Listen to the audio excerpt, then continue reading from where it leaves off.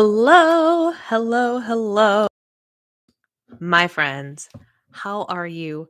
Can you all hear me? I didn't actually validate that the microphone that is plugged in is the one that we are using, but hopefully y'all can hear me. Happy Wednesday.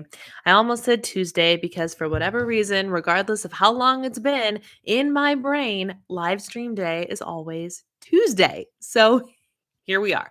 It's Wednesday, though. Happy Wednesday. Happy Ash Wednesday. Hi, April. Good to see you. Happy Ash Wednesday to those. And again, I said this earlier, and I'm like, do you wish people happy Lent? Happy Ash Wednesday? I don't think you do because it's kind of like a somber and serious time. But happy Ash Wednesday nonetheless. Jordan, hello, hello, y'all.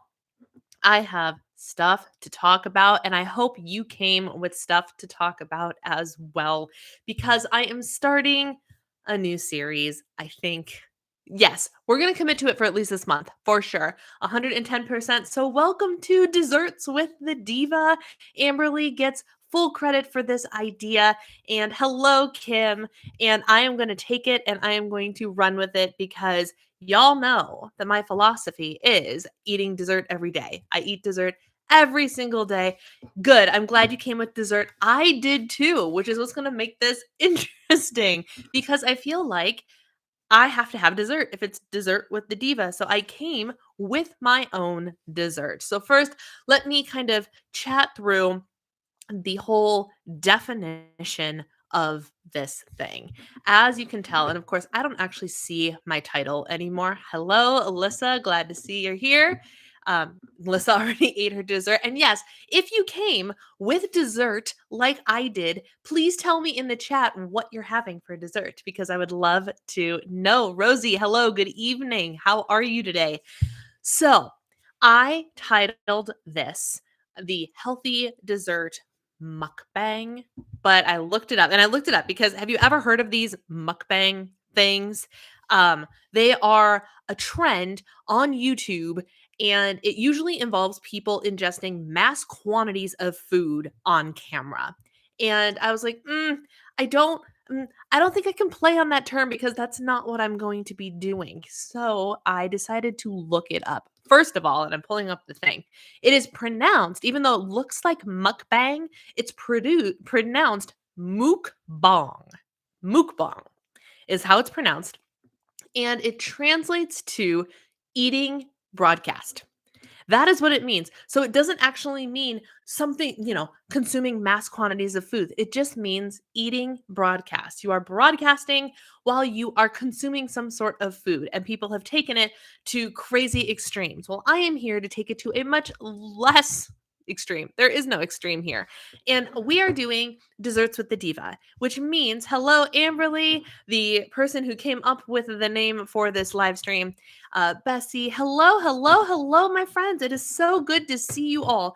So Desserts with the diva also gets to have dessert, right? I actually saved it and saved it to eat with you guys. So I will be consuming tonight in my dessert half of a Hue chocolate pumpkin spice dark chocolate bar holiday edition stuff because I'm working on the whole use it up challenge type stuff, right?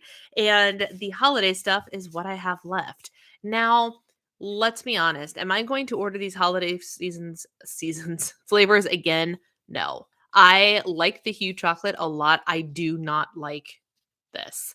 Husband is continuing World War II stuff, so I'm here. I'm glad you're here. Um, so I hope you're are you out on a balcony or doing something fabulous right now?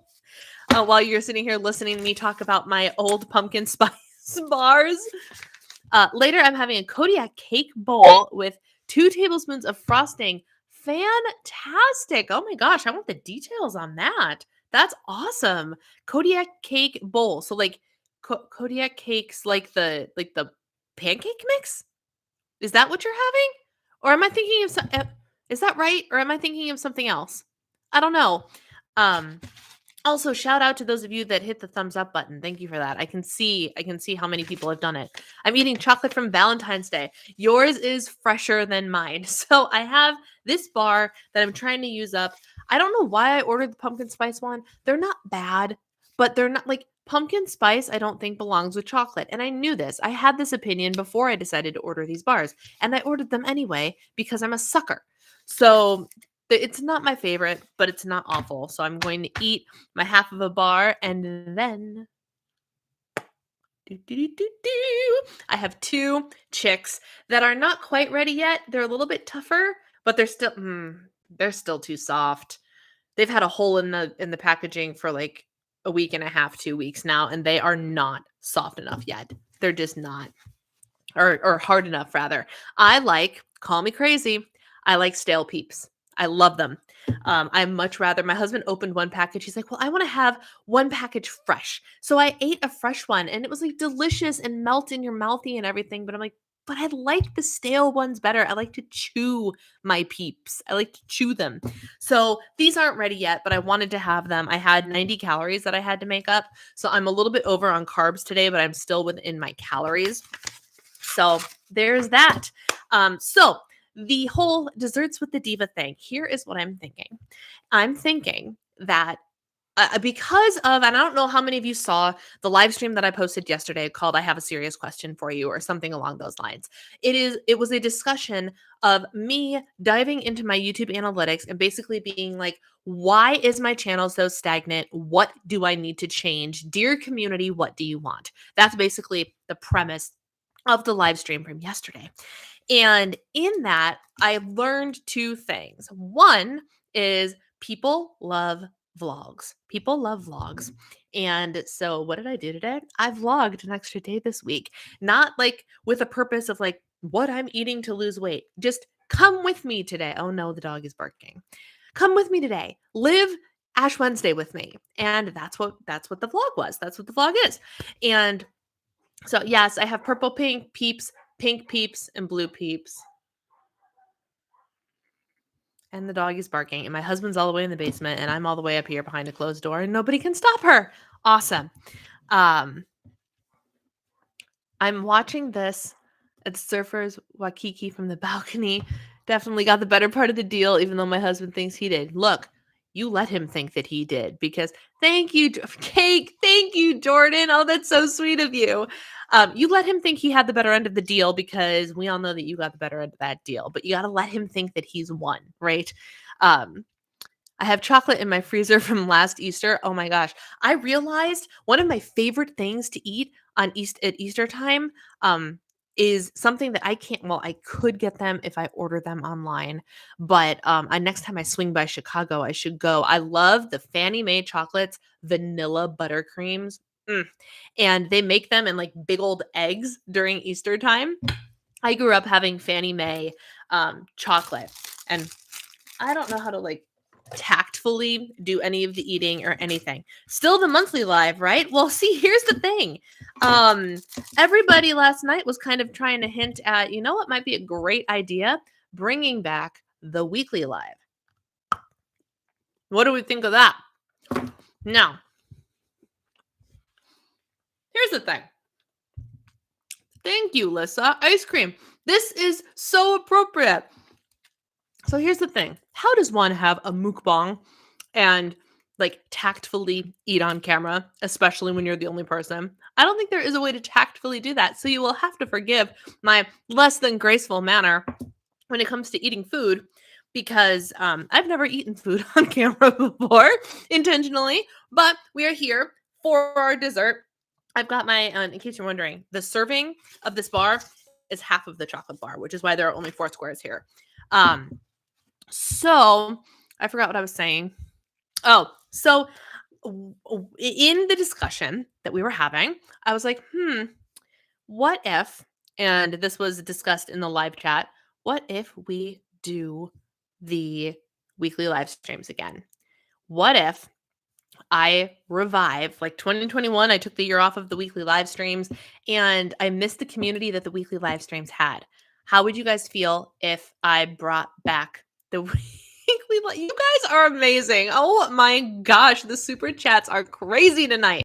How would you feel if I brought back the weekly live stream? So instead of them being 90 minutes, like today's the monthly chat is normally 90 minutes long, they would be shorter because I think one of the reasons that I got so burnt out on the monthly live stream or the weekly live streams was that it was 90 minutes every week, and then I was doing all of the other things as well.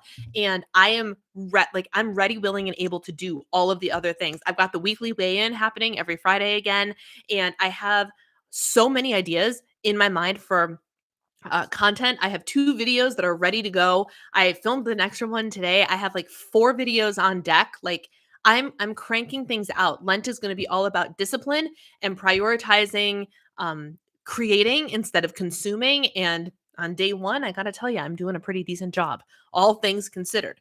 So, I'm thinking, and we can test run it for March. We can see how it goes. Every Wednesday, dessert with me, your diva. You don't, but all people do is eat on TikTok and they get millions of views. We are normalizing it now. It's true.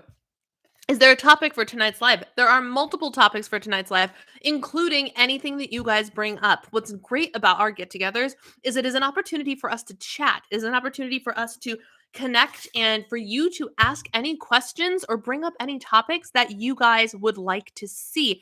Betsy, hello! I'm so glad you made it. Oh my gosh. This is great. So a couple of things that came up when I asked for topics yesterday on Instagram was someone said, actually it was Jordan, that said, talk more about living life with CMT. So to turn around with that, I wanted to ask you, what do you want to know? What do you want me to talk about when it comes to life with CMT?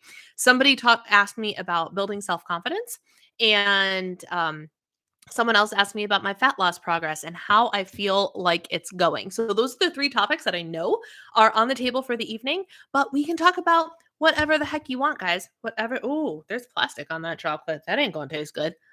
We can talk about whatever you want.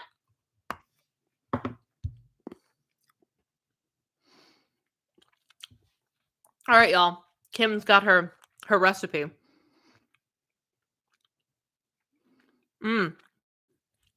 Pancake mix, baking powder, pumpkin, then water to make it a thin consistency. Oh, Kodiak mix and pumpkin with some baking powder to make it poof. Add any other ingredients you want. Cinnamon, 3 minutes in the microwave at 60% power. That sounds amazing. Oh my gosh. And it's protein too. I love that so much. I was just about to do the pie. Earlier would actually be a little better for me since I get up so early on Thursdays. Well, I wouldn't change the time. Or you mean ending earlier? I would say it would still be 7 p.m. Central Time. So, but what do we think? What do we think about that? You're in Hawaii this very minute. She is. She's in Hawaii. How freaking awesome is that? It's 27 degrees where I am, and that's hot. I'm so hungry for dinner than dessert. And what things do you maybe struggle with that other people might take for granted? Everyday tasks. Okay, so that's a great question.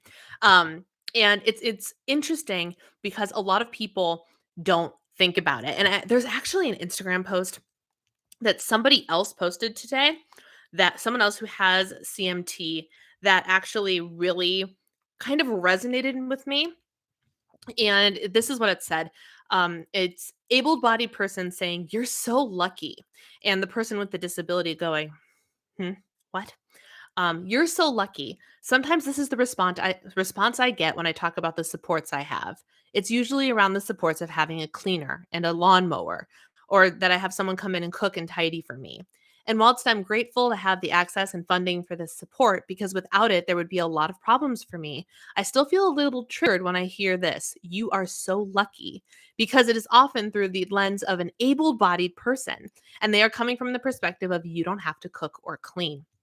But the comments that flow on the effects, I feel like I can't talk about the supports I have because it makes me look like I have nothing to worry about, like chores.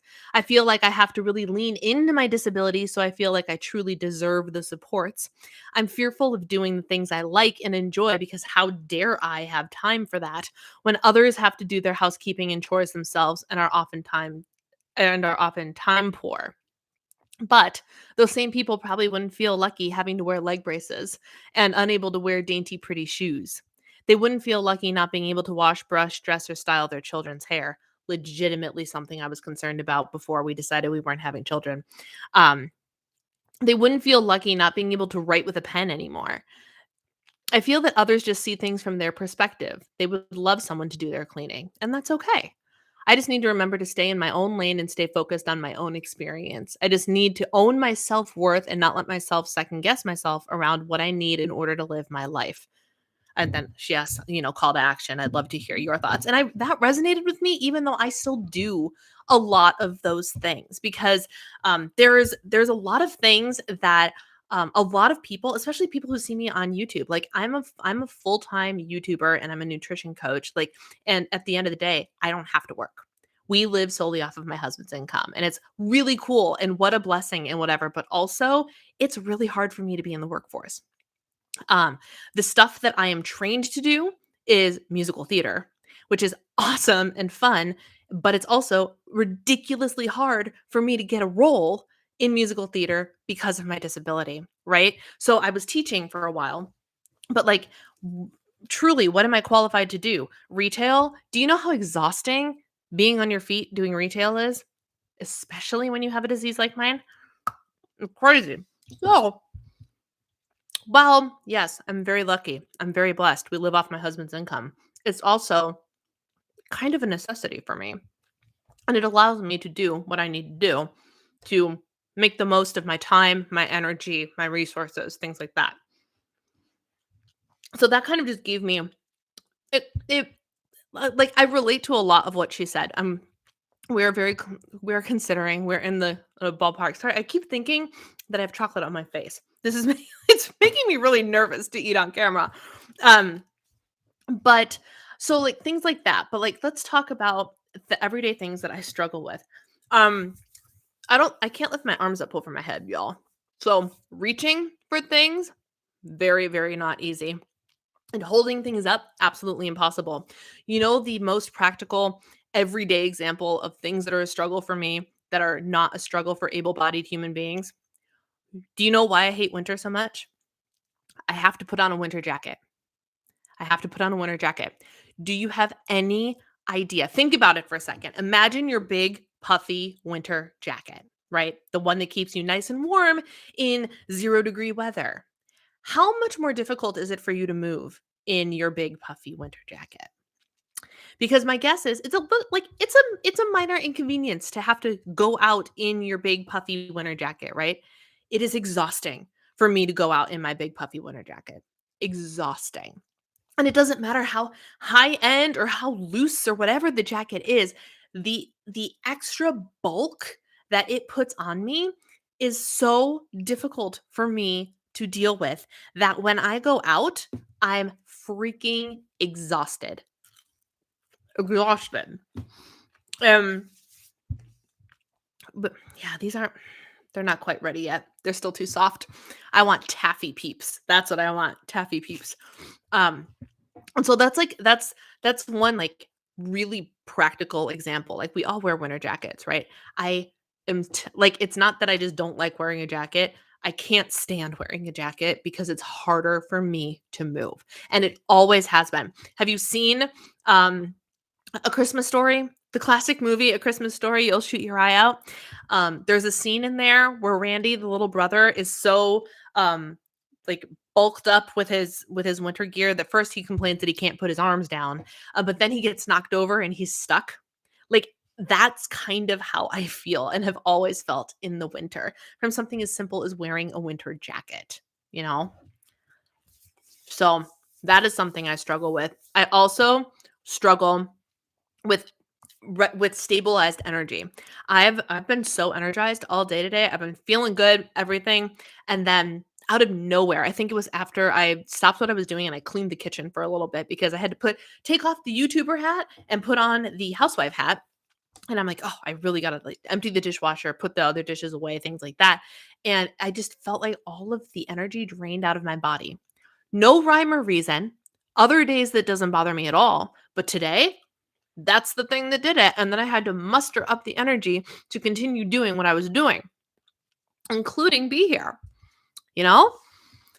So it's unpredictable energy is something that's very, very challenging for me, along with like I have a lot of strength deficiencies, but day to day, I don't necessarily notice them anymore because I've spent my entire life adapting to them.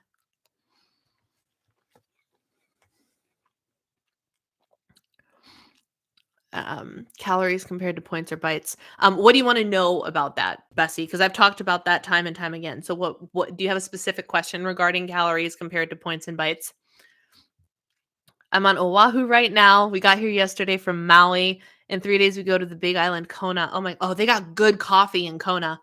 Another thing, Kona coffee is supposed to be like the best coffee. Oh, so jealous.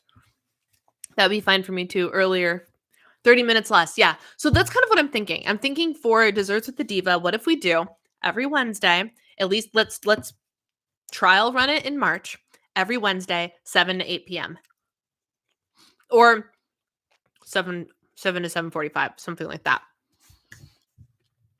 I used to love the lives. Yeah. Well, and I did too. And it got to be too much. And I think they were too long, too often, along with everything else. And I'm just like, all of a sudden I was like, I just don't have the energy because again, the energy, I don't know what to do about the energy.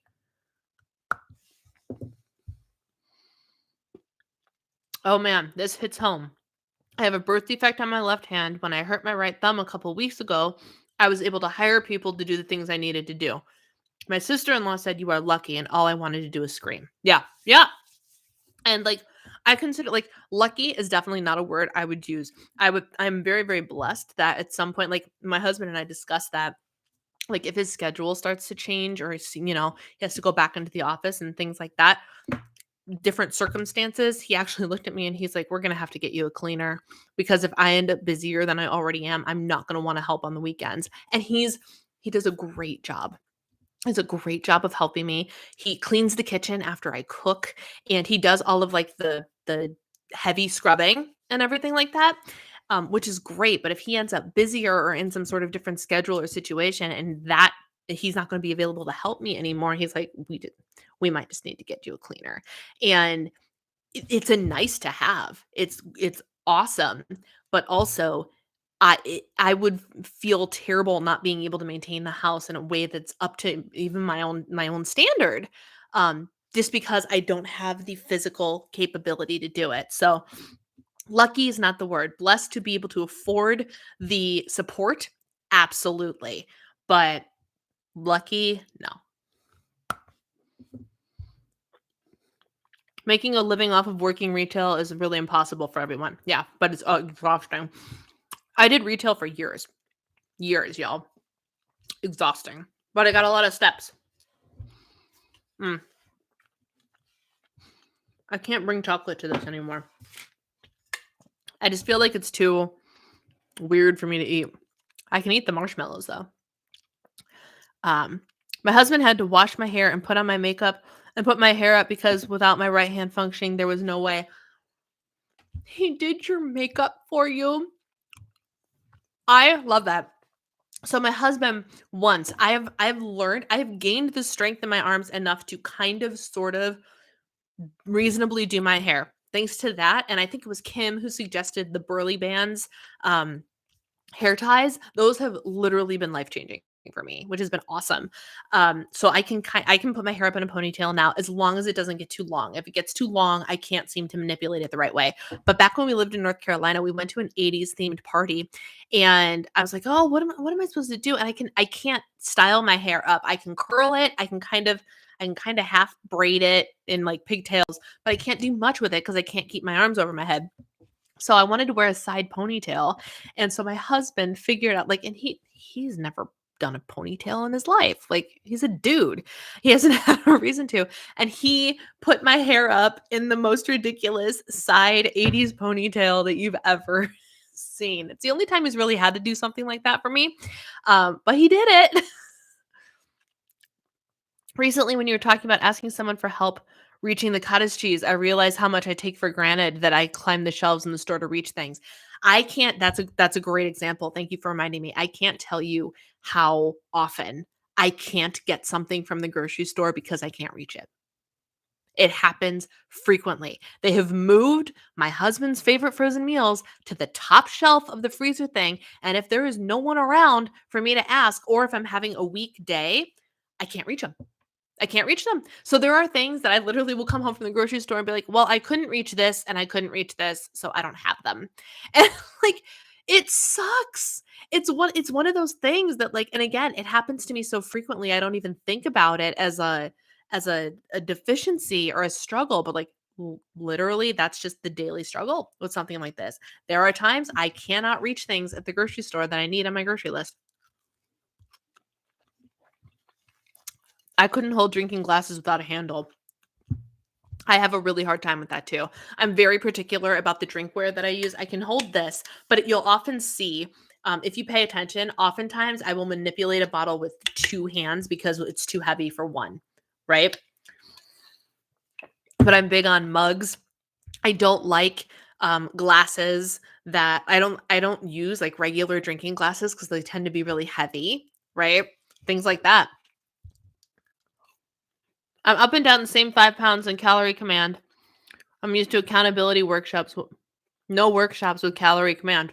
First of all, healthy workshops are free now. I just had one today and I had a good handful of people there. So my workshops are on Wednesday at 1 p.m. Central Time. You can sign up at healthy.eventbrite.com. Currently, they are free. They will probably go to a subscription format later, but currently they are free. So first, there's that. But second of all, are you with calorie command? I mean, the healthy meetings are for everybody, but is there a specific thing like between calorie command and points? Because you're up and down the same 5 pounds, but why? Are you tracking honestly? Are you staying within your calorie budget? Are you doing all of the troubleshooting things that need to be done before you're like, do I need to go and do I need to switch plans? There's probably a list of 5 or 6 other things that you need to check in with before you consider switching plans. I got into the habit when I worked as a grocery store shopper and needed to reach things without a ladder.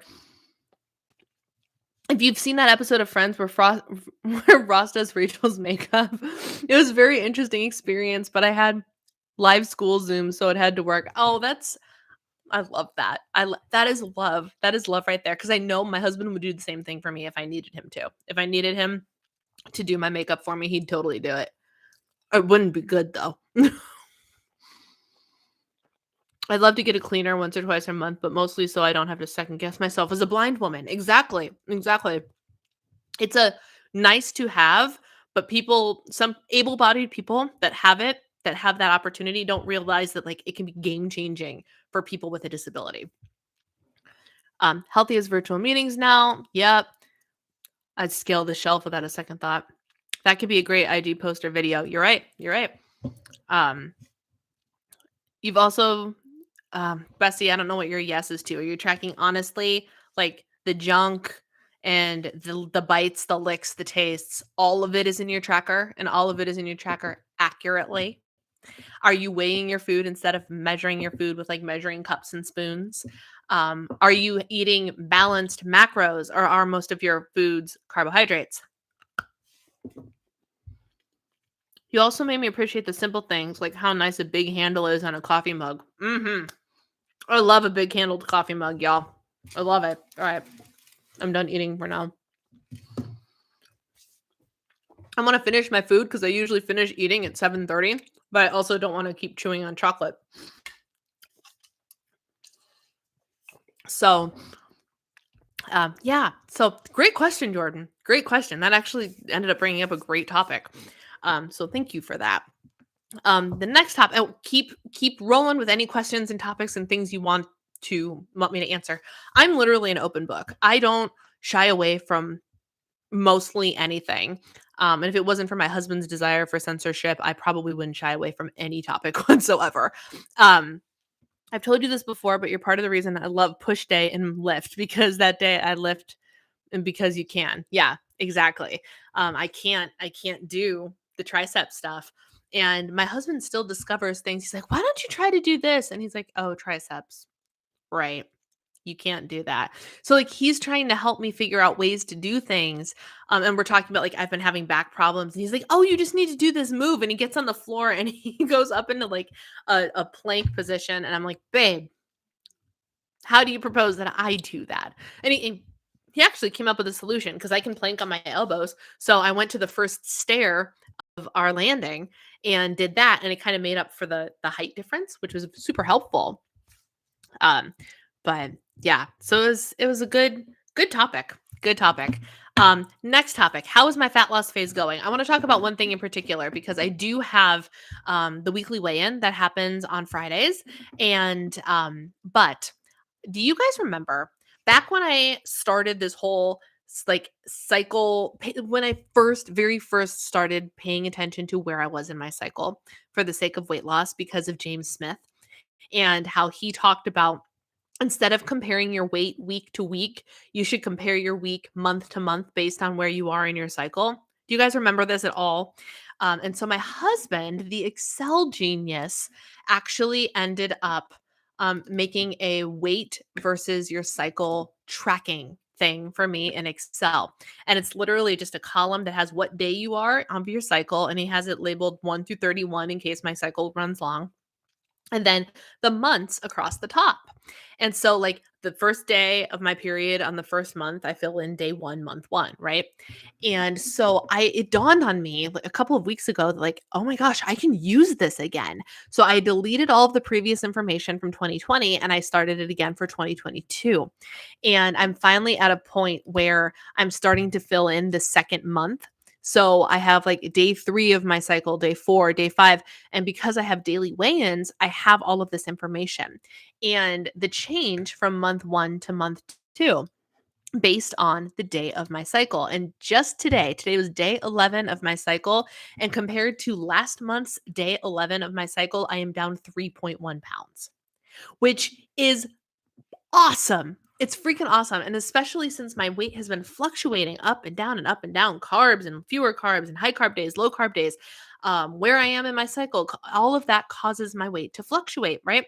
So it's really hard to kind of see the solid trend line, because for as often as I go down, I spike up just as often. And it's it's it was really cool, especially today, to be like, like, even when I'm feeling a little bit discouraged about it, I'll go in and I'll fill this in every couple of days. And for the first time since I've ever used this tracker, um everything is green. And green means good job, you lost. It'll turn red if it was a gain. And every single date that I have a month 1 and a month 2 for is in the green, ranging from zero point 0.8 pounds to 3.1 pounds today, which is amazing.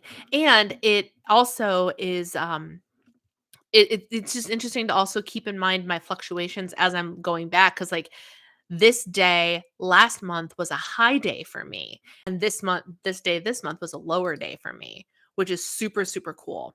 Um so I really I'm feeling very, very good about things, especially the long term. Okay, but I see Bessie's saying carbs mostly. You got to up your protein. If you up your protein, I promise you things will start to change. That is why tracking macros has been so valuable. And actually, somebody in my healthy meeting today actually validated this for me. She's like, I started tracking macros and she lost like 4 pounds in the past week. But she's like, it was interesting to see how the types of food that I ate and how that changed. Because when you actually start to like move your macros around, it's not just 1,800 calories worth. You can stay within your calorie budget and eat nothing but this, right? But instead, if you make the choice to make sure that a certain number of your calories end up being protein, then you are helping your body by evening out the macronutrient balance, which is going to work better for you. It's going to work better for you.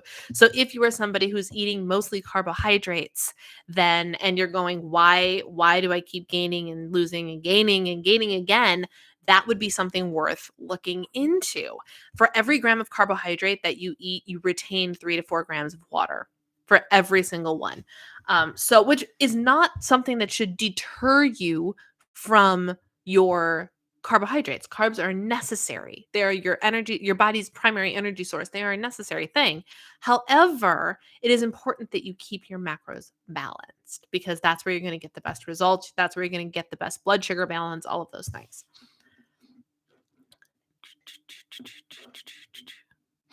Macros are super important for me, not just calories. Yeah.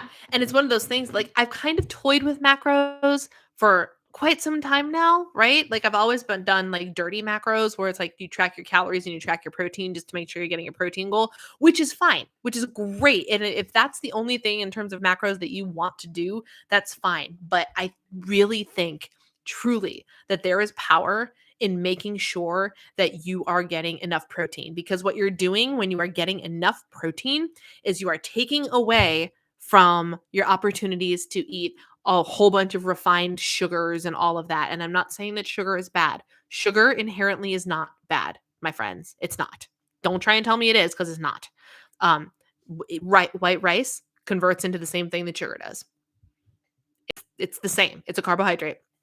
And there's more nuances than that, but like sugar is never it is not in and of itself a bad thing, but too much of it and not enough balance is when it becomes a bad thing, right? So if you're eating entirely carbohydrates, you're not going to see the results that you want. If you start balancing out your macros and you start having instead of like a whole bunch of like baked goods or whatever, because baked goods tend to be carbs that are sugar and fat, right? Fat is also not bad. Fat is not bad either.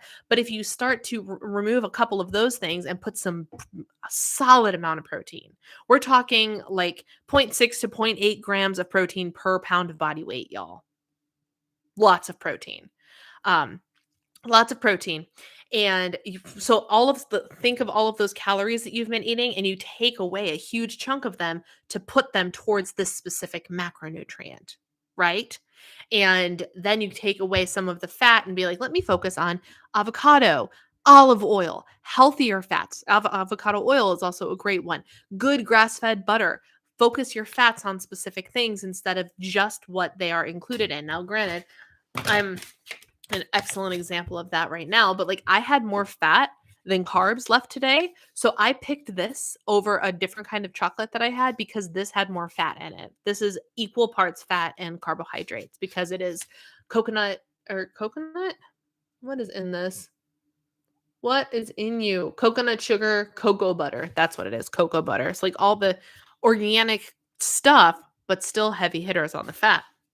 But the point of macros is to balance everything out, redistribute those calories. It's to take that calorie goal and redistribute it instead of just letting yourself have whatever you want within the specific calorie range. It's a game changer. It's an absolute game changer. And I see in the chat that people are agreeing. Angela, I've lost 25 pounds, or April, sorry. April, I've lost 25 pounds by balancing my macros. It's a big deal. It's a big deal. So I highly recommend that you consider changing what you eat and adding protein. I love to focus on what you can add to your diet to help you, not what you need to take away. Now, granted, there will be some trade-off. If you have a certain calorie goal, and I'm asking you to add something, you are going to have to take it from something else. But look at it from a point of abundance. We want to talk about what we're adding, and we're adding the opportunity to eat some heavy protein. And that protein is what's going to hopefully help kickstart your weight loss because protein is magical. It's magical. I'm going to make some mini Fab Four smoothies for a morning snack sometime soon. I can't wait to. I've had overnight oats the past 2 days, which have been lovely. A little high on the carbs for me because I know that my calories are going to get docked again next week. So now I'm sitting here going, I need to rein it in just a little bit. I'm I need to make myself a Fab Four smoothie. I am just so against the cold things in winter. So like the thought of having, which is funny because I drink cold water all the time. Yes, definitely turn on macros, Bessie. It's going to help you a ton. Make sure you have an adequate. We're talking at minimum 100 grams of protein, minimum. Um, and then go up from there. I'm at 140 grams of protein personally. Um, and it gets easier over time to get that protein goal. You just have to be really you have to be smart about it, you know? But it is possible. It is possible.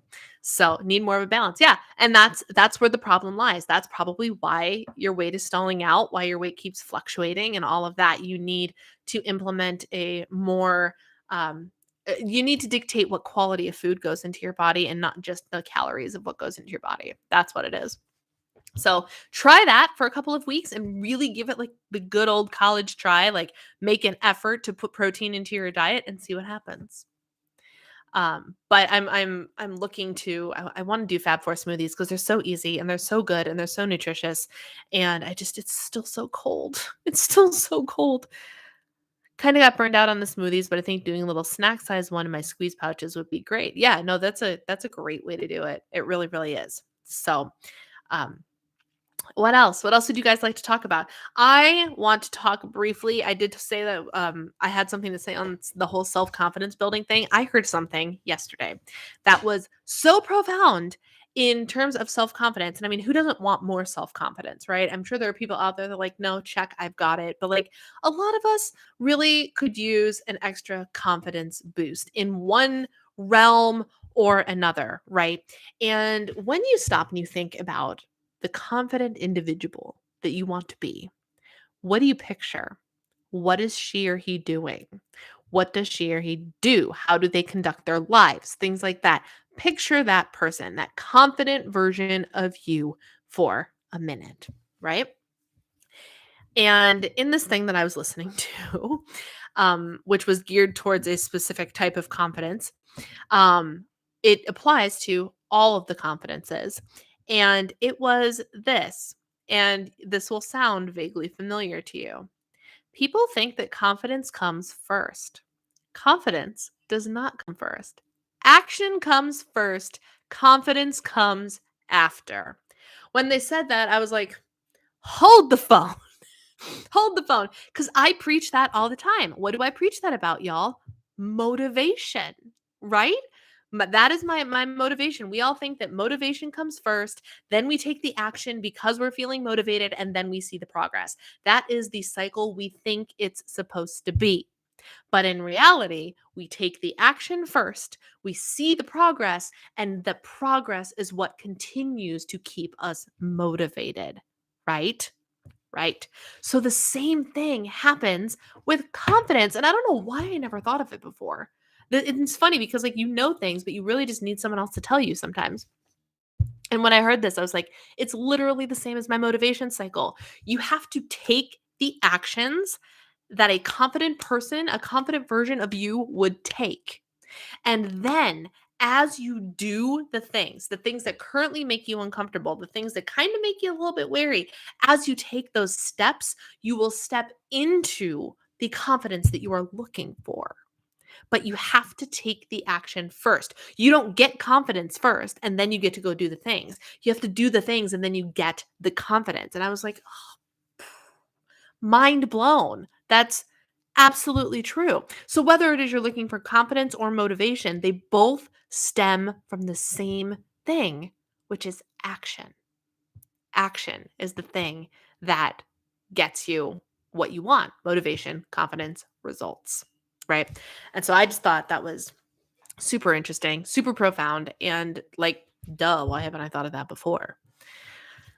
Keeping promises to myself was huge for my confidence, and that is a big one. And that's big on like the self confidence thing. Because what is self confidence? What is self esteem? And we're getting into Ed Milet stuff right now.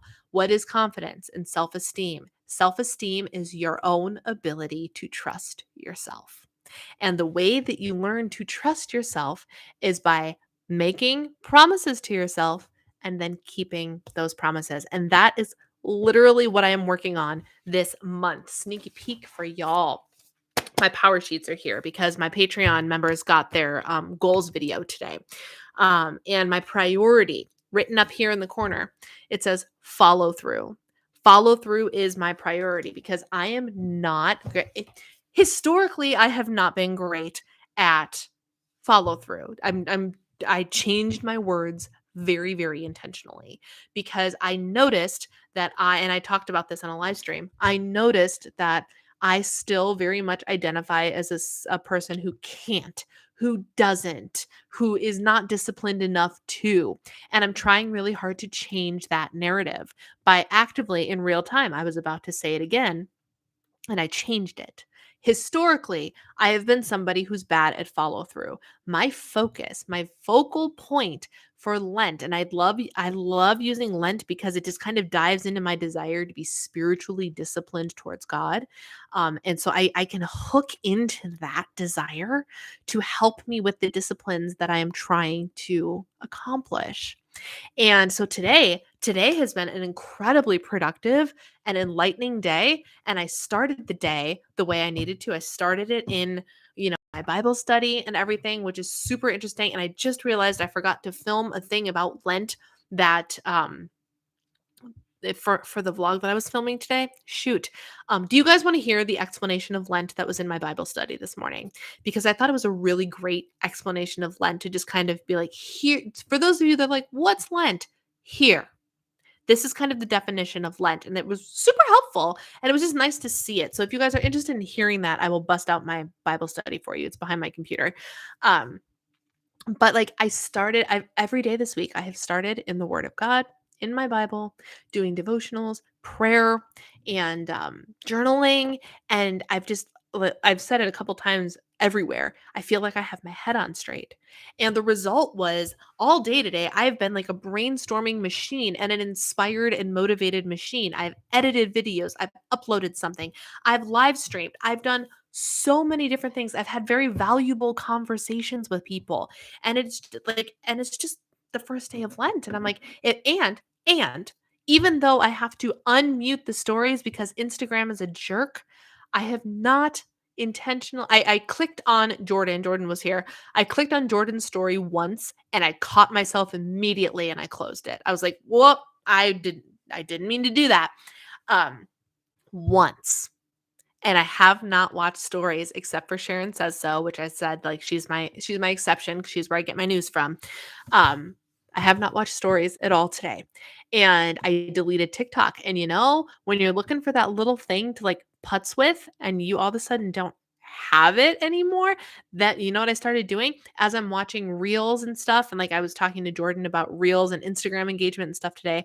So everything I started doing was for the purpose of how can I create using this? So I was like scrolling reels to find new sounds and new inspiration for creating my own reels and all of these things because all of a sudden I'm not scrolling mindlessly anymore. All of my scrolling today has been very, very purposeful and mindful.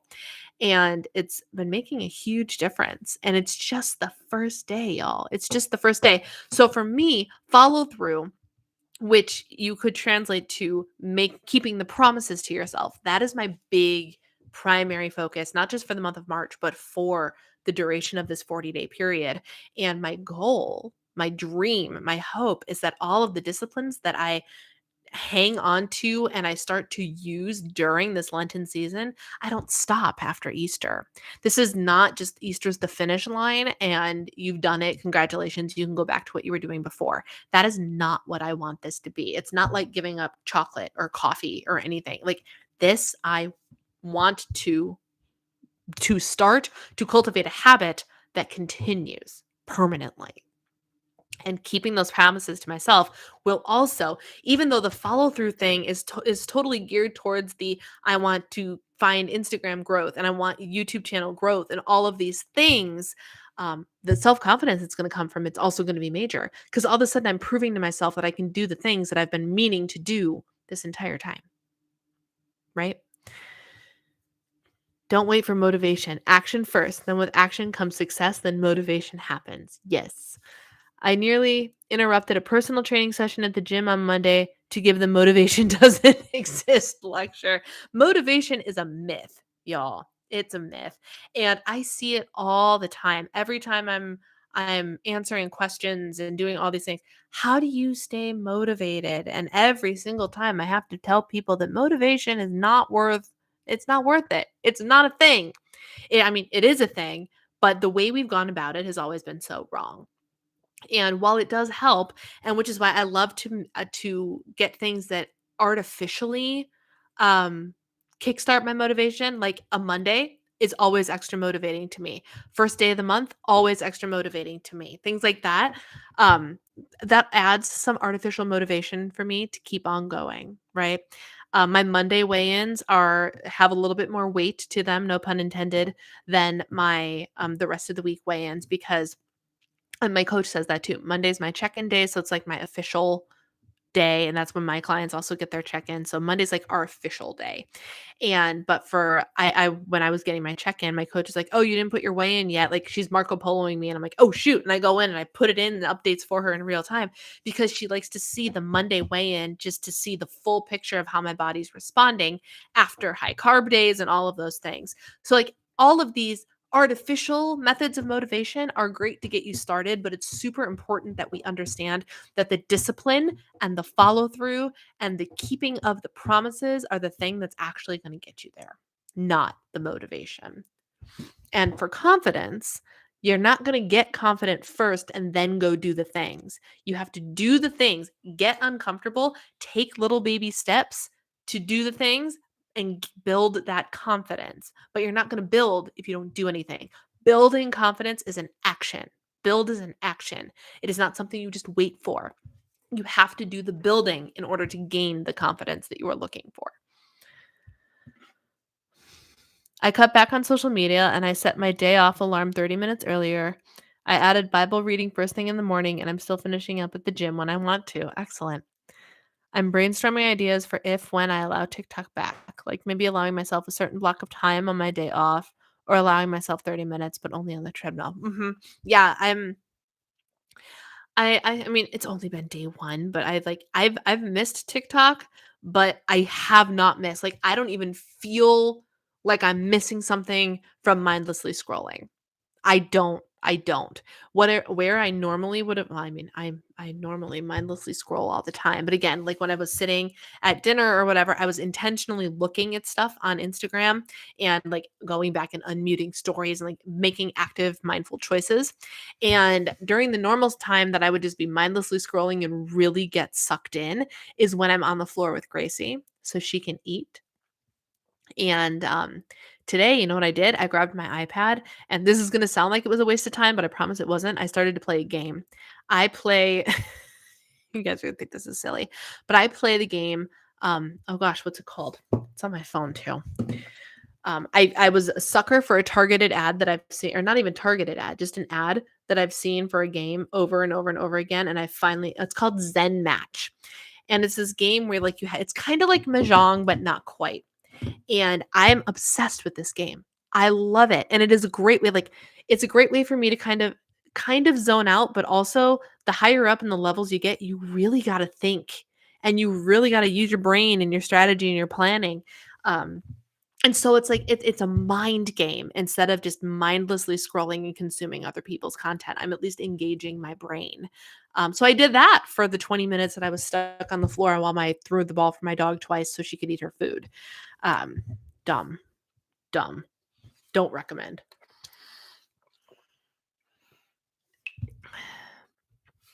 Lent, let's hear it. I have an entire video all about what I'm doing. Oh, you want to hear the thing about Lent? Yeah. Okay. I was like, you can go see my video. Hang on.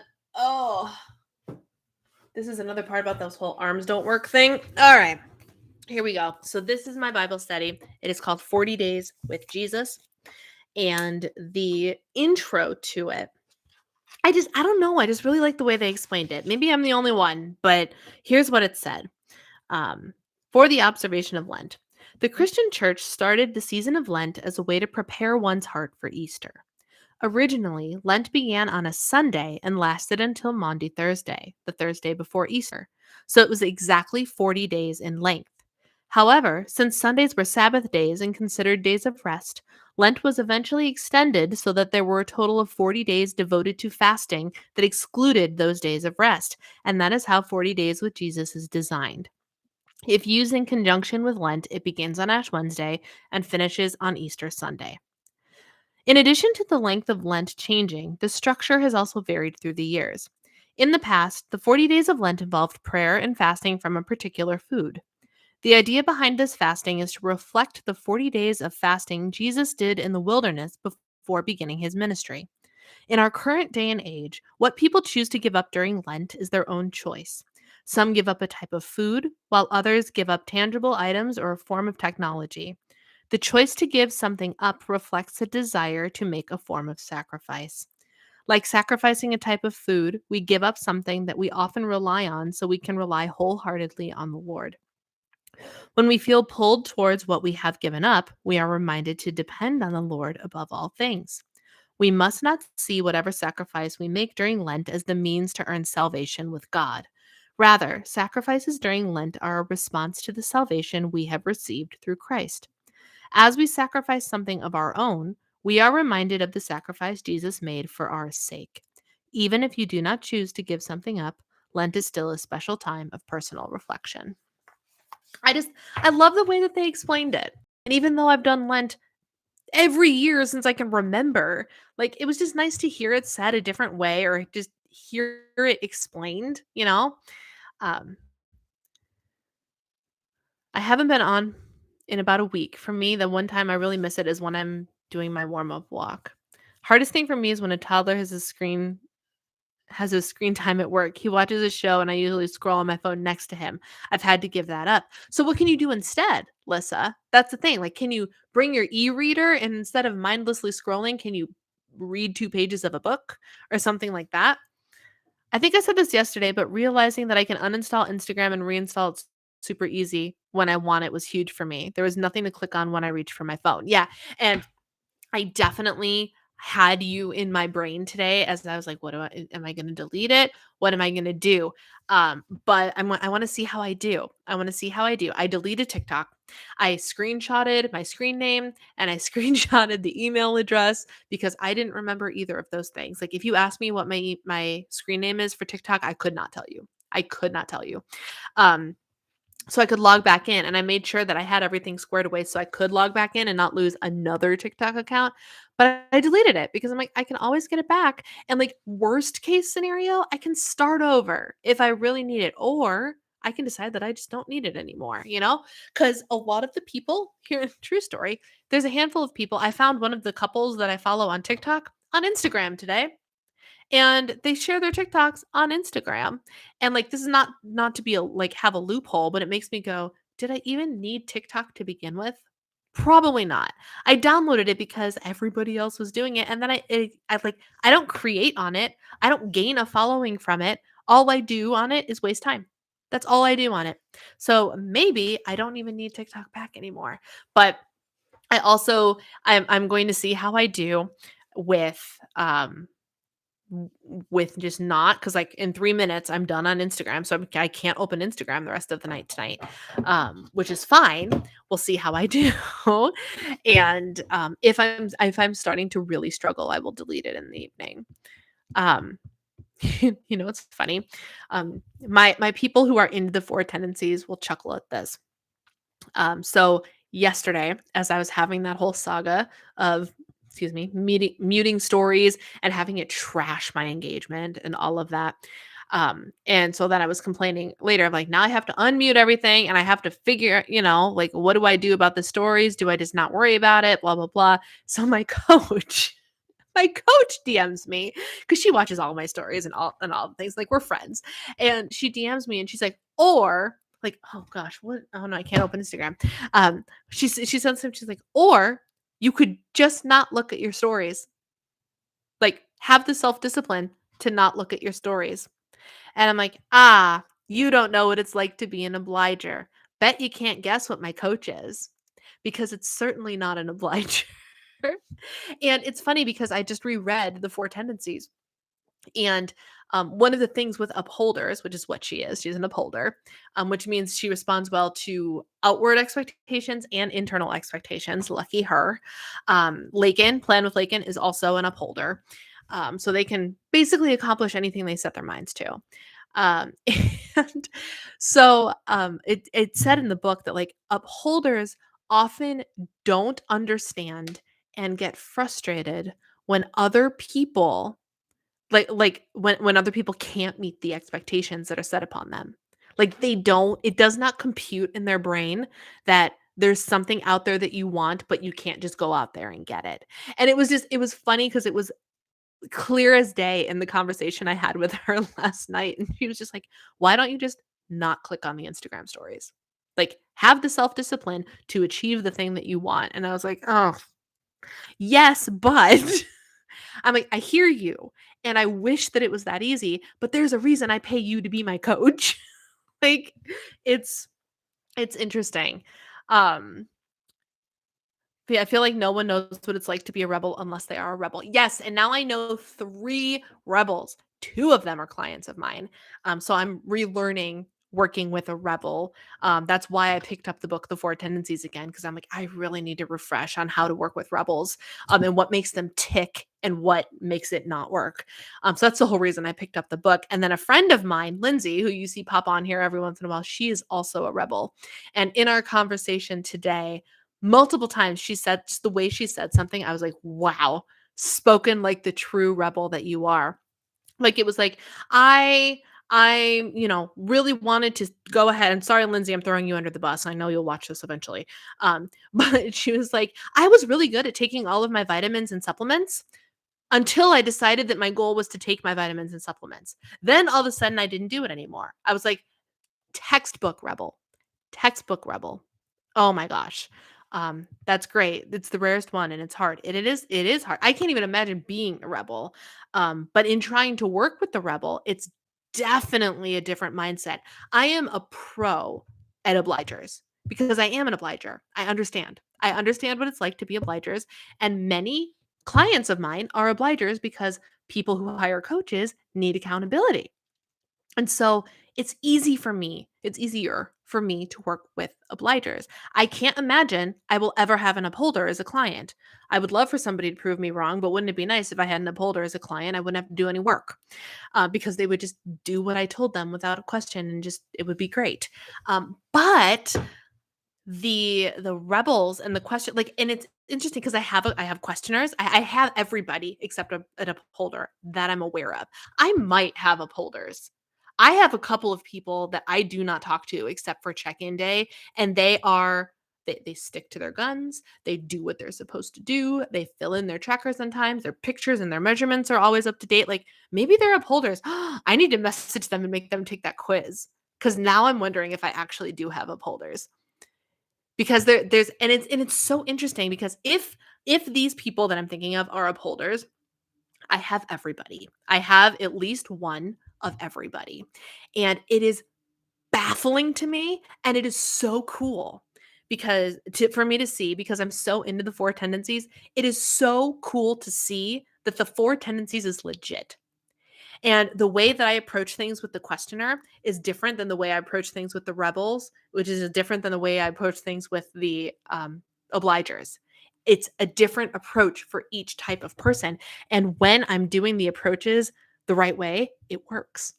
But it's very different for each person. It is so interesting. It is so stinking interesting. Sounds like an upholder answer. Yep, my coach is an upholder. I have ID locked on my phone from 9:30 to 12. On my computer, it's until 10, and I may extend my limits more as time goes on. Yeah, it's fascinating. Um, I like Lindsay. Yeah, and I'm for those of you who don't know, I'm talking about Lindsay Murphy. She does have a channel. She pops on here. She is one of my admins when if another blue text shows up. She's great. She's great. She's been a YouTube friend of mine back when we were all on Weight Watchers, and it was like the original Weight Watchers group that none of them are on Weight Watchers anymore. But she and I are good friends. We Marco Polo back and forth when we actually like think about it. And so today she watched my whole live stream and came back with me with a Marco Polo that was like a million hours long, which I appreciated, and talking to me about thoughts for my channel and advice, and it was great. It's great. She's wonderful. She's wonderful. If you don't follow her, you should follow her. Is knitting easier than crocheting? I tried. I really tried crocheting. I could only do chains. You won't hurt my feelings if you say crocheting is easier. I just can't seem to learn. I want to, but my grandma used to crochet. In that closet, there is an Afghan that my grandmother made me for my 18th birthday. Is she made it because I saw her working on it, and my grandmother died in 2010. So it's like it's one of my husband hates Afghans. He doesn't like the way they feel, but I'm like, this thing is never leaving our house. Like it is one of my most prized possessions because she died in 2010. But I came over to her house one day and she always had a project going, and I commented on the yarn she was using. I'm like, Grandma, this yarn is beautiful. And for my birthday, she made me my own Afghan out of it. So I know crocheting really well. I don't do it, but I've watched my whole life. My grandmother crocheted everything. When are you going to write a book? You know, my husband asks me that same question. He really does. I have a title. For said book. It's lengthy, but I have a title. And I don't know. I don't know. It's one of those things that like part of me is like I should, but also part of me is like waiting for me to accomplish something worth writing about. Which part of me feels like that sounds silly, but the other part of me is like truly though. Like what do I write about? What do I write about? And I wonder this every time. My husband all the time is like, "You need to write a book." And I'm like, "What do you want me to write a book for? What do you think?" And like, I don't know if it's a part of it is his pride. He wants to have a tangible thing that he can brag about his wife on. Because, like, it's a lot harder to be like, "Oh, my wife has this YouTube channel." And don't get me wrong, he still like, he tells his coworkers and stuff about me. I have coworkers of his that follow me, which is super weird, but it's fine. It's great, and it's fun in meetings to, like, hear him talking about me and things like that. So he likes to brag on me when there's something worth bragging about, but I'm like, "What do you want? Like, what would I even write about?" So it's not an outrageous question, Bessie, because my husband brings it up often and it often makes me go, I don't know. I don't know. I don't know. Um, I actually loom knit and I think it's super easy. Um, I've seen that. Yeah. I keep doubling mine, but for certain things I upload and certain things, weight loss, I feel like a rebel. Oh, yes, yes. Oh, you keep doubting you're a questioner. Rosie is a questioner. But and so so here's the thing. Here's the thing, Rosie. With the so there's a diagram, right? Up here is upholder, and then here is obliger, down here is rebel, and down here is questioner. And much like the Enneagram, you know how you wing to either side of your Enneagram, you can also wing towards either side of your tendency on the tendency scale. So questioners can either wing upholder or they can wing rebel. And you wing rebel when it comes to weight loss, but you wing upholder when it comes to other things. And for me, I am very much an obliger that wings upholder. Like I was convinced at some point. I was convinced in April of 2017, I think. How do I know that? Because I rewatched a vlog just yesterday where I was talking about this very topic and I very convincingly said, I think I'm an upholder. And I shook my head as I was watching it. And I'm like, oh, you poor thing. You have no idea. But I feel like I wing upholder. Like there's a lot of things that I can do with it, even like a little bit of accountability, a little, a little bit. Like I'm very decent at maintaining the house just because I know my husband's around. He's not holding me to anything. I'll do this for you later. But I will still do it. I stopped what I was doing today to do some housework because it was kind of making me crazy. And I knew it would be pleasing to him, but also it was kind of making me crazy. So I'm very much an obliger that wings upholder. So maybe I can do what my coach said and have the self-discipline to not click on stories. But questioners can wing rebel. I just reread the book over the weekend. It's pretty eye-opening. I know, it's crazy. And I think it led to the realization about my dieting history and my obligerness. I can't do either knitting or crocheting. I can't either. Doesn't that go back to the starting before motivation? Which part? All of it goes back to starting before motivation. All of it. My sister crochets mostly stuffed animals. I hate that. I do not want to be a rebel. I know. It's not easy to be a rebel. Amberly said she's a rebel. It's not easy.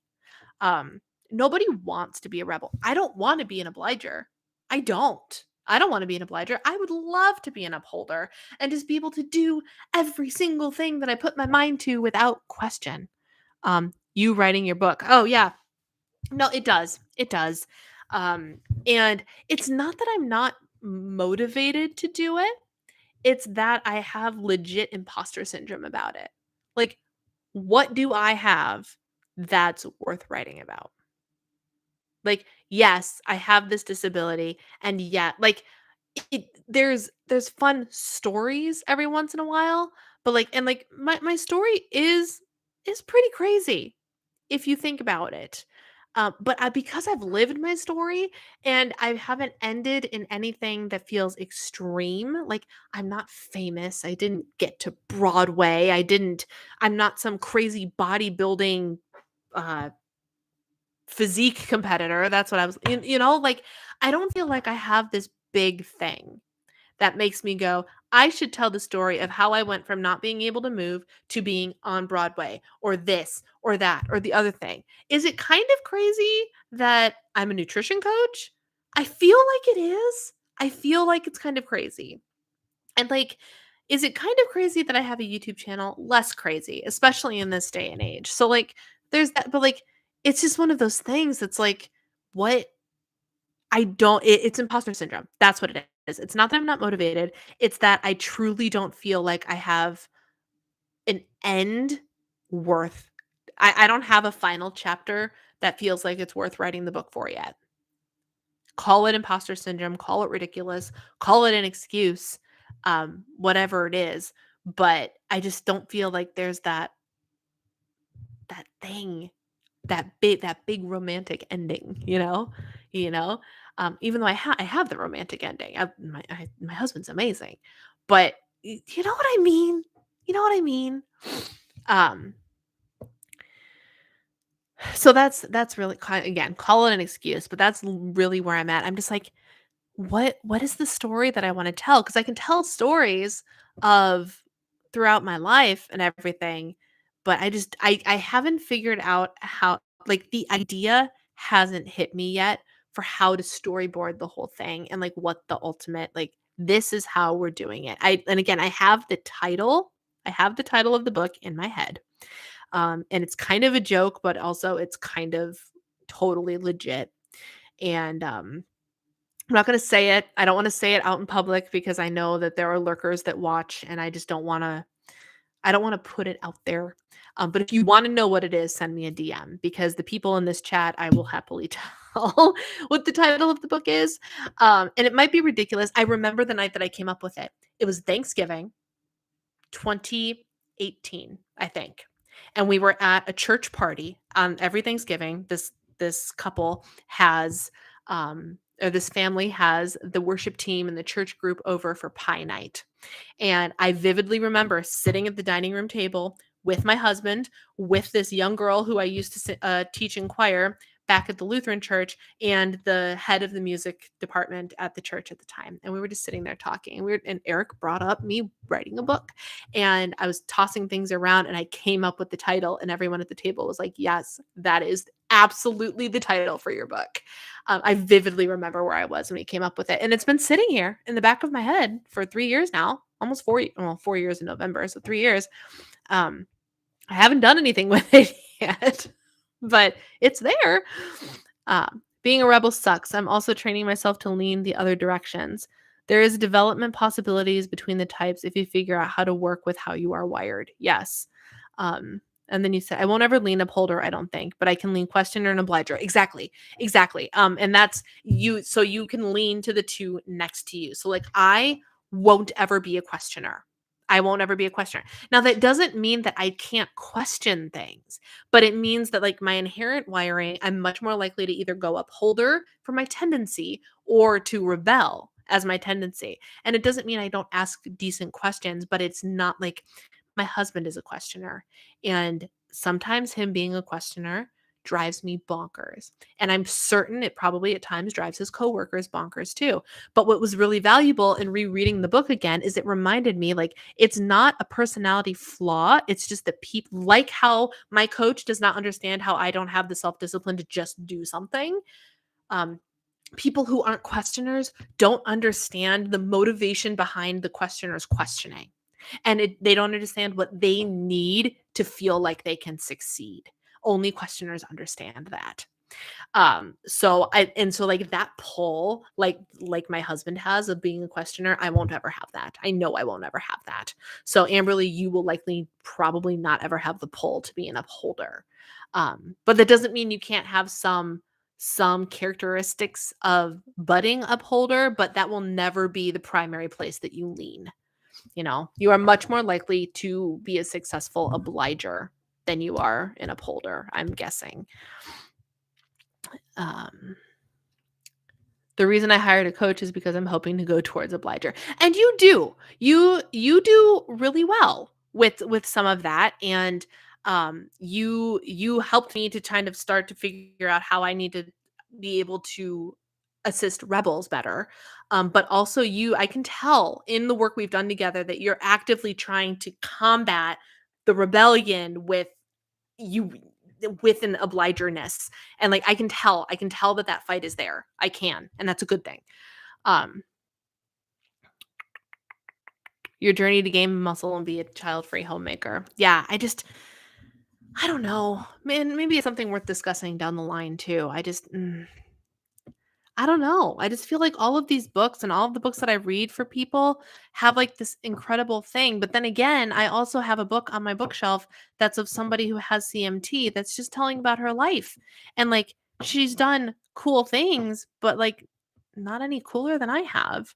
So I don't know why I have the freaking inferiority complex that I do, because I'm generally a pretty confident human being. Like freaking Diva is in my screen name, y'all, and in my brand, and yet I don't feel worthy of having a book written. I don't know. A vignette book. Define vignette book for me. You mean uh like little, like each chapter is a story of some kind? If yes, that's kind of where I was leaning with it.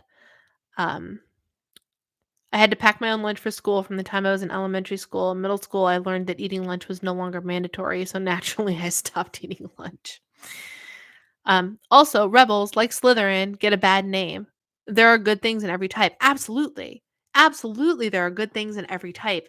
And this book does a really great job of describing it too. Like it's like these are their strengths and their weaknesses. This is what they're really good at. And like none of them are ever approached from a negative. Like it's not a negative thing to have any one of these tendencies. You just have to learn how to work with yourself and understand yourself. And it's like again with your Enneagram. I'm wired to be an Enneagram 9. I know this about myself now. And the more I learn about Enneagram 9, the more I'm like, wow, girl's an Enneagram 9. But so much so that like I took advantage of something that I read, understanding that it probably applied to me, and I used it when I was feeling really overwhelmed the other day, and I shut off the TV, I shut off the music, and I did my elliptical in silence, because in the 40-day devotional type thing of 40 days of being an Enneagram 9, one of the days talked about how Enneagram 9s often sit in silence. And I never thought about how often I do sit in silence. I don't think about it, but it comes in waves. I'm often somebody who has like an audiobook or music in her ears, but every once in a while, and especially in the morning, I just wanted to be quiet. So when I was feeling super overwhelmed and overstimulated, I remembered that, like, oh, that's a thing. Let me see if it helps. And I shut everything off and just let it be silent. And it helped. And it helped. So, like, it's not a flaw. For somebody else, the complete opposite could be true, right? But it's knowing and understanding what works with your wiring that gets you to tick that's important. Question: Aura Ring Gen 3, the only one for purchase, makes you $6 a month for the app. Lots of people not happy. If you have Gen 2, You are grandfathered in and don't have to pay. Worth it still. So I have Gen 2. I don't have the new one. And so I don't they really charge you? That's awful. I hate this subscription style for so many things. But so I have the 2. So I don't know. I mean, I think this thing is fascinating. I really do. I love my Aura Ring. It tells me my readiness. I love it for the cycle tracking that it like the Gen 3, it actually says that it does cycle tracking now, but it's probably doing the exact same thing that the Gen 2 is, and that's in tracking your temperature. But it works. My ring is on this hand today.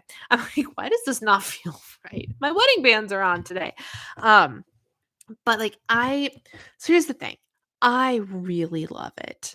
It's real like they really don't even have a free app option anymore. It's just you have to pay for the app. That's annoying. Um, that's really annoying. Yes, for something so expensive, that's infuriating, actually. Um, makes me glad that I have this one. I will hang on to this one as long as humanly possible. Um, but I love it. I love it. So it depends. It depends if the $6 a month is worth it to you or not. You know, it's 60, what is it, $72 a year? Um, but it's a cool ring. It really is. Um, Until I get overwhelmed or don't see results, then the rebel strikes back. Yeah, yeah. So that for with you, that's that fine line of trying to figure out how to get the rebel to continue, which is hard. It's hard to get a rebel to continue. Especially it's hard to coach a rebel because rebels want to make their own decisions. They want to make their own decisions and do what they want. And that's really hard for a coach that's like, you actually should be doing it my way. But so I'm figuring out where that line is. Um, and we'll continue to figure it out with you as well. Um, it's an interesting journey with rebels. Um, Sometimes the extreme stories are less interesting, less relatable. That's true. That's true. Little stories with a lesson. Yeah. Yeah. I keep thinking about it. I really do. And I don't have ideas yet, but like know that it's there. Know that the idea of me writing a book is there. It's there. Um my biggest weakness is I relate to all of the weaknesses of every tendency. And we all can. We all can. Healthy? Well, hello there. Who is behind healthy? I'm assuming it's Jordan. So hi Jordan. um Healthy's never popped into my live stream before. um book of tiny small things that led to a book of tiny small things that led to bad things or good things and things that you learned. Yeah, okay. um so dumb, something so expensive. Yeah, I'm excited for March 14th. I'm excited for it too. I have you on my calendar. I'm real pumped. um you're a book of knowledge. Thank you. Thank you. um I don't know. I'm a book of knowledge, but I need to put it into a book of inspo. That's what it is. I don't know. It's there. It's it's back here. It's back here. And it's one of those things that like this year right now as it stands, I'm focused on growing this. I'm focused on growing this. I'm focused on growing my coaching business and my following here. And once I feel like that has kind of picked back up again, maybe that'll be something that the book will be something that I consider my next big thing. But right now, I need the big thing that I already have to start working for me again. That's that's my priority right now. My first thought when you talk about a book is, "Ooh, I wanna edit it." Yeah. Um, yeah, I don't know. I don't know, y'all. Alright, friends, we've got 7 minutes left. What else do you wanna talk about? I talked about all of my things, right? Self-confidence, how I'm doing on my cut, and stuff with CMT. I talked about the topics that I promised I was going to talk about. Just start small. When you think of things that have happened in your life that could be good for a book, just jot it down. Yeah, and I kind of have I keep coming back to the story of watching my sister ride a bike or learn how to ride a bike. And I don't even know how it's necessarily relevant to my story, but that is a memory that vividly sticks out in my brain because I don't know how to ride a bike. Um, we need a Diva and the Divine podcast. Also, something that I have thought about, Jordan. I'm presuming it's got to be Jordan. Please confirm that it's Jordan because that's who I'm assuming I'm talking to. I've thought about that too. I really have.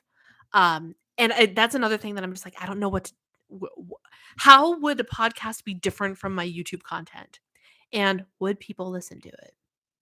Like that, like I really like it's Jordan. That's what I thought. Um, I have thought about a podcast. I have probably thought about a podcast more often than I have thought about a book. Because I mean, I have the fancy microphone. I have the podcasting microphone. And I bought it because I wanted to do better voiceovers.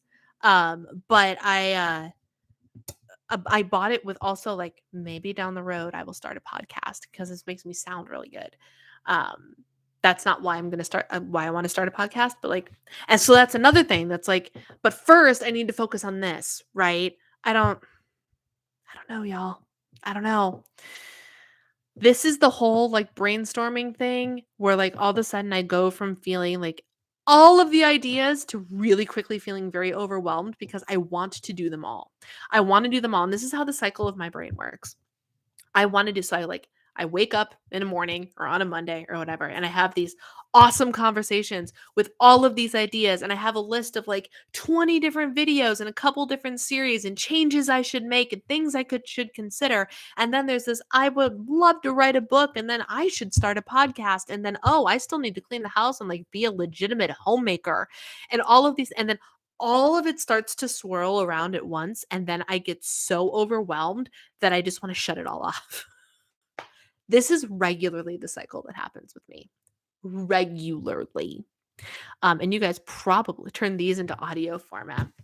I know, but it's also one of those things. It's like really just making my videos audio format is I mean, I know that's what healthy does, and I know it's right for healthy. My husband also wants me to get into interviewing people. Sorry, now that it's late, I'm gonna actually eat my chocolate. But he's told me to do that multiple times. Like, get on Zoom and interview people. Interview your coach. I would really like to do that. But like, would that be interesting to y'all? Interviewing people? I could interview Jay. Yeah.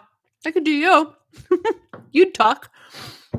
But and like and he doesn't even mean as a podcast, my husband. He just means on my YouTube channel.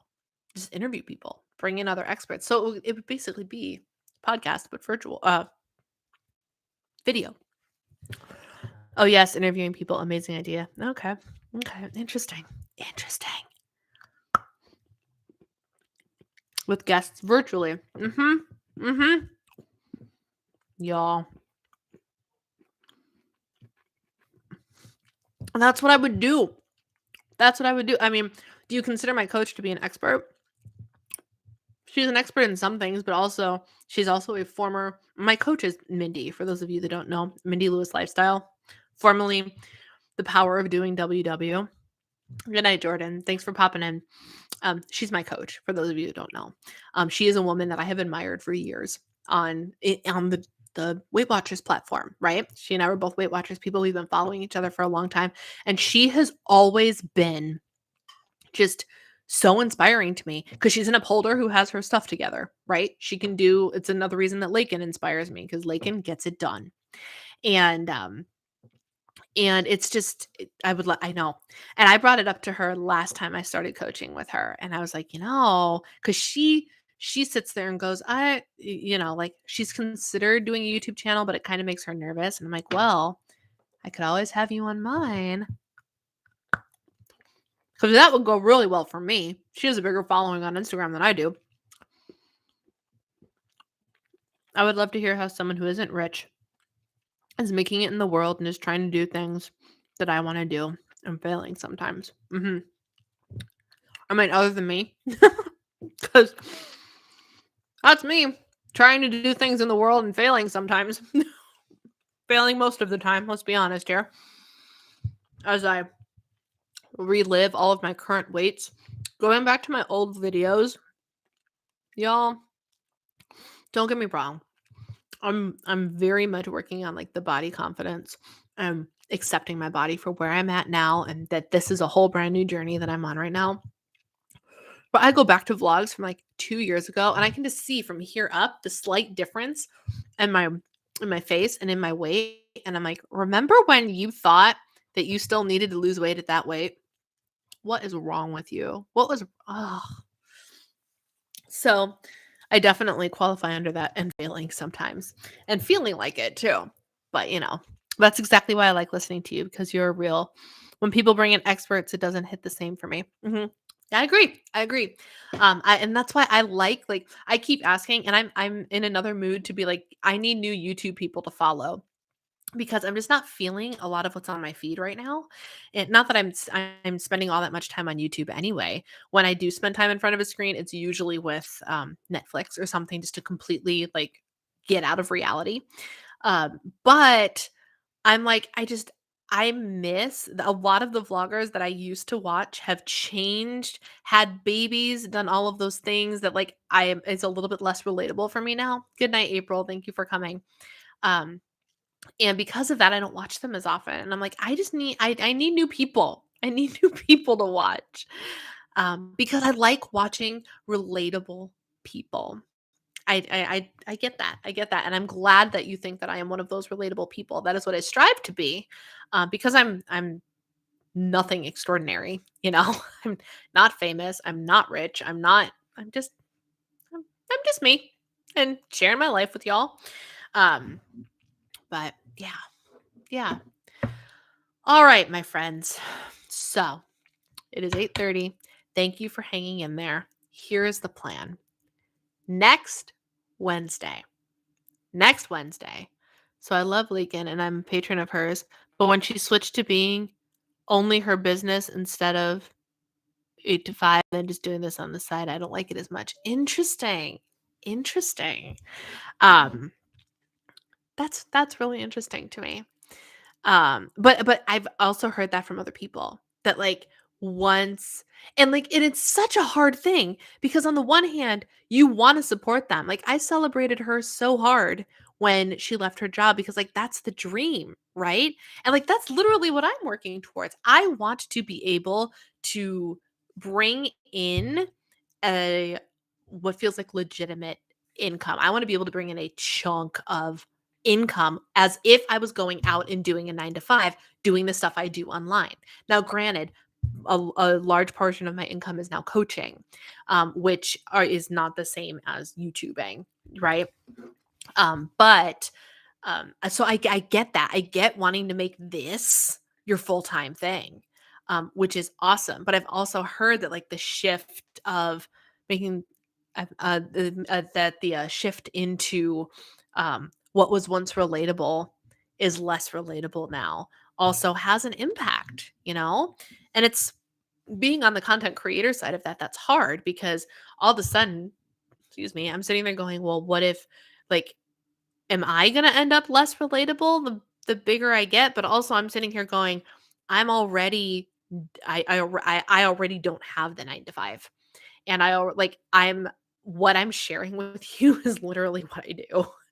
Um so I don't know. But like I've definitely heard that from multiple people, not just about Lakin, but like the change in general. And like so for me, I get that emotional change when people I started following that were child free have children because all of a sudden it's not as it because everything changes to mommy content and I quite frankly don't care. You know, like I've heard that moms, I have friends that are moms that'll come to my channel and my content to get away from life with children, but I certainly don't gravitate towards life with children on other people's content. So when people that I enjoyed watching start to have children, and it's nothing against them and their life choices, but it just becomes less relatable for me. Um, I've made the shift to my social media consumption, focusing more on people who are more moderate in the anti-diet thing. Yep, yep. It's amazing for her, but the goal But her goal advice doesn't hit home the same way when you don't have to fit it out. That makes sense. Okay, that makes sense. It's different when you don't ever have a separate thing, then this became your main thing. Yeah, that makes sense. That's my dream, to be able to not be dependent on an outside job for my income, with the added challenge that I'm not really going to have someone else's income to help me out. Yeah, it's a lot harder that way. And that is where I am profoundly blessed, because if I didn't have my husband, my situation would be very, very, very different. The only reason that I'm able to run this online business and spend time making YouTube videos and hanging out with you guys and building this community is because of my husband. That's the only reason. And that sounds so anti-feminist, but like I'm not. I am very much fine with the gender roles and things like that, which is so not contemporary to say. But it's true. Like, my husband works hard and I work hard to take care of him. And that's our roles in this marriage, and it works for us. And it works for us. Um and that's how it is in his family, and it's normal. It's very, very normal for us, and I know that I am very, very lucky to have that. Um, so if I did not have him, my situation would be very, very different. Very different. Um, I don't see myself having a husband who can help me out with that anytime soon, if ever. I'm on my own. And that's okay. And there's nothing wrong with that, but it's important to be able to figure out, you have to do what you need to do and pay your dues, so to speak, to be able to get there. So if one of like at the time before I got married, I had 3 jobs and was doing a whole bunch of stuff that I didn't really want to do to make the ends meet, you know? And sometimes you have to do that until you get to where you need to go, you know, which is a very like chillaxed way of putting a very serious conversation, but it's the truth. So, all right, friends, I'm going to let you go. Thank you for hanging out. So here's the plan. Next Wednesday, we are going to do another Desserts with the Diva from 7 p.m. until 7:45, 8 p.m. Okay? We're going to keep it shorter. If anybody wants a specific topic, we can talk about specific topics we want to discuss, or you can just come with questions, things like that. I would love to just chit chat with you for a little bit. And I will not be bringing a chocolate bar ever again, because that was really difficult to eat on camera. But I will be bringing dessert, and I hope you will bring dessert and hang out with me as well. So I will see you next week. Talk to you guys later.